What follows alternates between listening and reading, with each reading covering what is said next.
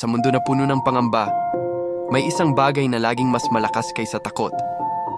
At yun ay pananampalataya. Ito ang 10 dahilan. Bakit laging faith over fear? 1. Faith gives you peace, fear steals it. Kapag may tiwala ka, kalmado ka. Kapag puro takot, magulo isip mo. 2. Faith builds courage. Fear builds doubt. Ang pananampalataya ay nagdadala ng tapang. Ang takot ay nagdadala ng pangamba. 3. Faith opens doors, fear closes them.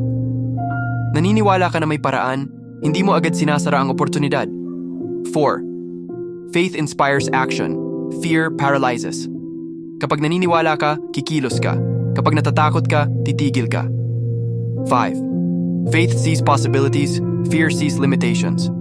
Ang faith nakatingin sa pwede, ang fear nakatingin sa hindi kaya. 6. Faith strengthens relationships, fear weakens trust. Tiwala ang pundasyon ng pagmamahal, takot ang sumisira sa relasyon. 7. Faith fuels dreams, fear kills them. Ang naniniwala, sumusubok. Ang takot, sumusuko bago PA magsimula. 8. Faith lifts you up, fear drags you down. Faith ang nagbibigay ng lakas, fear ang nagpapabigat. 9. Faith connects you to God, fear disconnects you from hope. Pananampalataya ang tulay sa Diyos, takot ang pader na humaharang sa pag-asa.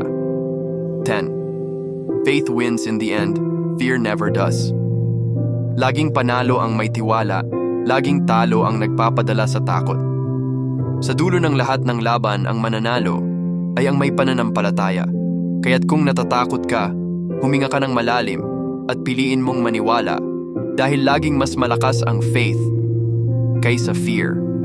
Kung naniniwala ka rin sa faith over fear, i-share mo ang video na ito at sama-sama tayong magbigay ng pag-asa.